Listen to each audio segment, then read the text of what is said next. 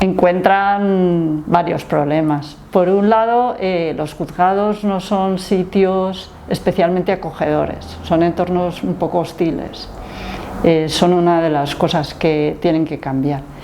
Por otro lado, otro problema es el de la comunicación, como es por otra parte en cualquier ámbito de la vida, ¿no? Para una persona con autismo, el hacerse entender y por otra parte comprender lo que está ocurriendo en esa comparecencia ante el juzgado. Para eso pues se necesita hacer ajustes del procedimiento, que es una de las piezas claves de la reforma. Otro de los problemas es que muchas veces hay que esperar en un pasillo y las esperas para las personas con autismo son difíciles. Y un tercer problema es el tiempo que se dedica a cada caso en un procedimiento de provisión de apoyos. Hay veces pues, que no se dedica tiempo suficiente y hay personas que para ser entendidas necesitan que se les dedique más tiempo. Supone un cambio importantísimo. Pasamos de un modelo de sustitución de la voluntad de la persona a un modelo de apoyo a la voluntad de la persona. Desaparecen las figuras anteriores que son contrarias a la Convención de la ONU sobre los derechos de las personas con discapacidad. En concreto, desaparece la patria potestad prorrogada o rehabilitada y desaparece la tutela para los mayores de 18 años. Por otro lado, se refuerza la guarda de hecho, que ya existía en nuestro Código Civil en 3 artículos, y también se incorpora las medidas voluntarias ante notario, que es una figura nueva a la que pueden acudir personas con una capacidad de comprensión mayor, que el notario deberá juzgar si entienden la escritura que están firmando y están de acuerdo con ella. La curatela se convierte en la Ley 8/21 en la figura central dentro de las medidas judiciales de apoyo. Y hay 2 tipos: la curatela asistencial, que es un acompañamiento a la persona, serían 2 personas las que firman, por ejemplo, en una operación bancaria o en un contrato, un acompañamiento, y la curatela representativa, en la que el curador representa a la persona, pero no pensando en el interés superior de la persona, sino en la mejor interpretación posible de la voluntad de esa persona. ¿Qué diría esa persona si pudiera formular su voluntad? Que ese es el cambio de modelo. Finalmente, pues otra parte importante de la reforma es el ajuste del procedimiento del que hablábamos antes, que supone que la persona pueda participar. El procedimiento basado en la Convención lo que pretende es que la persona, los apoyos que reciba son los que la persona quiere y en la medida que los quiere. No obstante, en la ley se prevé que se puedan imponer en determinados casos. Es decir, que cuando la persona, esto se inicia en un expediente de jurisdicción voluntaria que es como filosofía de mesa redonda, no de banquillo, por decirlo de alguna manera, que es el procedimiento penal. Y si la persona rechaza cualquier tipo de apoyo, se archiva ese procedimiento de jurisdicción voluntaria y se inicia un procedimiento contencioso más parecido a la antigua ley, donde al final se le pueden imponer esos apoyos. Las dificultades principales que se están encontrando son falta de medios, es decir, que el otro día en unas jornadas de Aequitas nos dieron datos desde el Consejo General del Poder Judicial y desde la Fiscalía de que llevan hechas un 25% de las revisiones después de año y medio desde la entrada en vigor de la ley. Entonces hay una cierta lentitud. Por otro lado, los juzgados no se han habituado todavía a hacer accesible el procedimiento a las personas y a darles la mayor participación posible. Es un proceso que se ha iniciado, hay juzgados especializados pues que ya llevaban un recorrido hecho, pero claro, hay otros que están empezando. Esto es algo que tiene que ir pues poquito a poco. Y luego pues están dando problemas colaterales en algunas personas. Hasta la entrada en vigor de esta ley había personas que por tener una sentencia de incapacitación se les equiparaba a tener reconocido un 65% de grado de discapacidad, que es otro procedimiento administrativo, y eso les daba acceso a prestaciones de la Seguridad Social y a deducciones fiscales, por ejemplo en el IRPF. Al desaparecer la sentencia de incapacitación, que ya no se va a declarar a la persona incapaz, esa equiparación desaparece.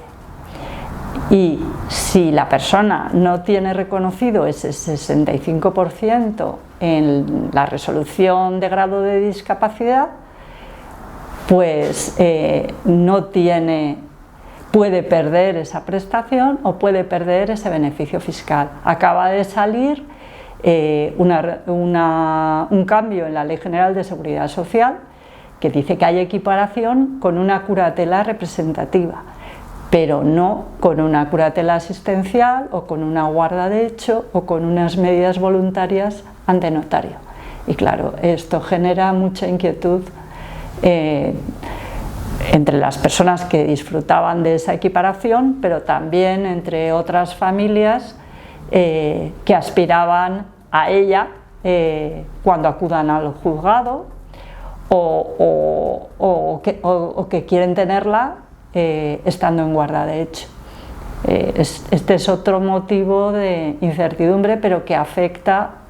concretamente a las revisiones. El cómo se está aplicando la ley en los distintos territorios, pues encontramos diferencias. Hay zonas en las que cuando unos padres acuden al juzgado se les dice, como por otra parte viene en la ley, que si hay una guarda de hecho suficiente no cabe acudir a medidas judiciales de apoyo porque tienen carácter subsidiario. Y hay zonas en las que se permite a las familias pues decidir si quieren pedir una curatela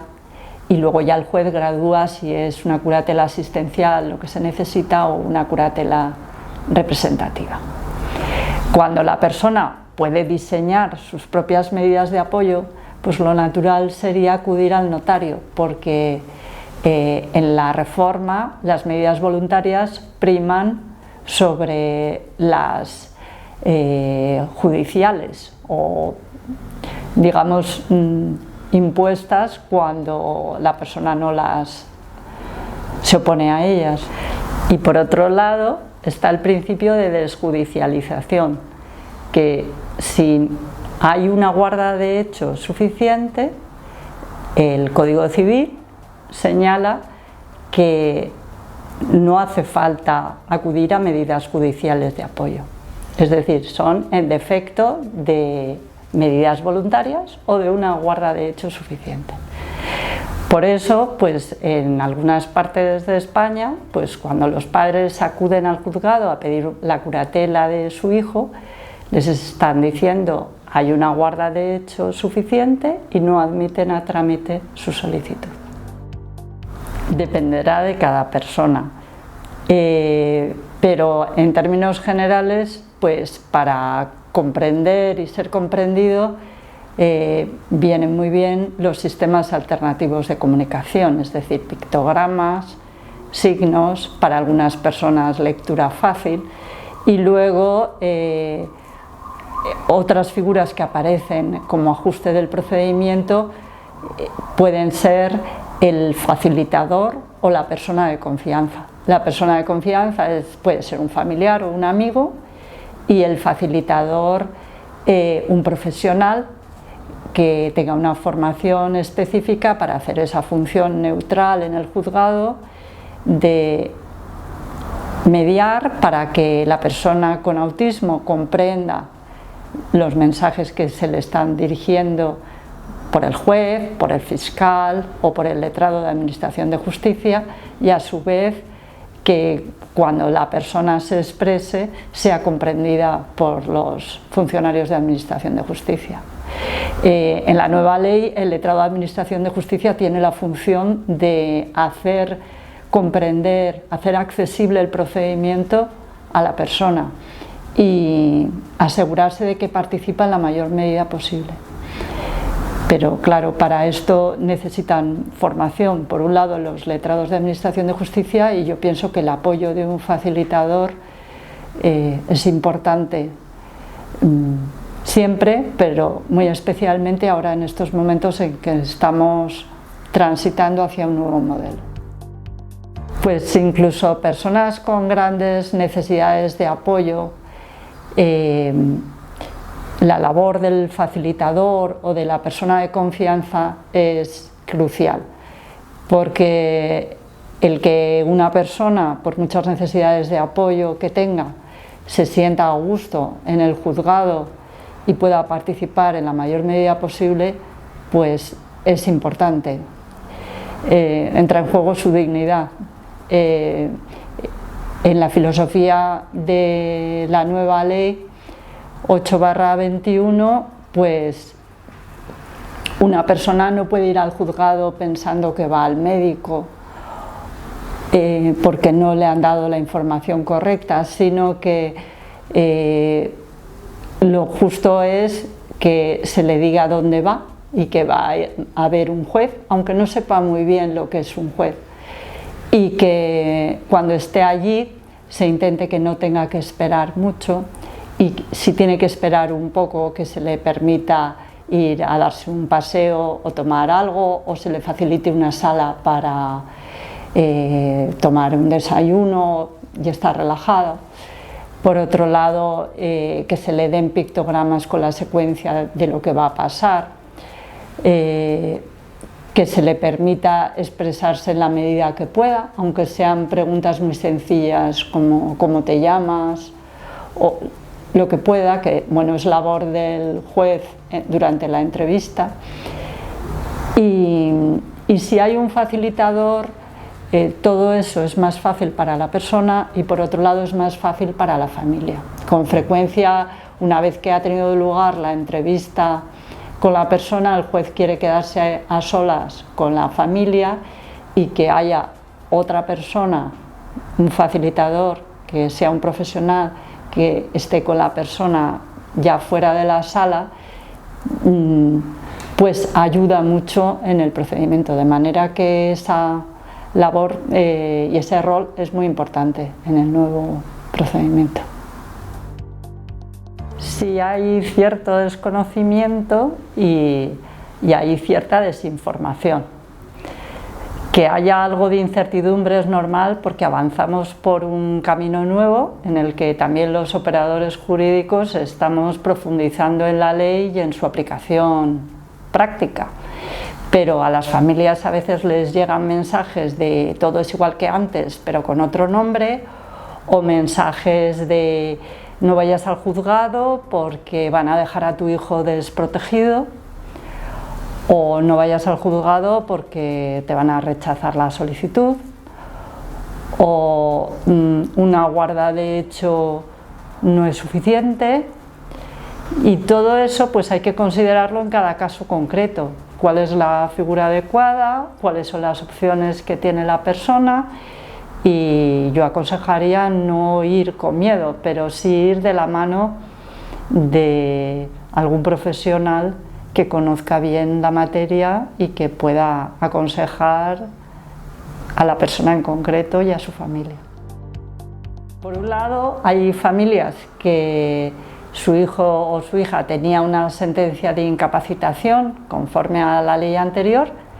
y desde algunos bancos se les ha dicho que tienen que ir corriendo al juzgado a pedir la revisión y que mientras tanto les bloquean la cuenta, cuando la ley lo que señala es que hay un periodo transitorio de 3 años en el que las familias pueden pedir esa revisión o también lo puede iniciar de oficio el juez o a petición del fiscal. Luego hay familias cuyo hijo alcanza la mayoría de edad, los 18 años, y que quieren una guarda de hecho y a lo mejor en el banco no les reconocen la guarda de hecho y acuden al juzgado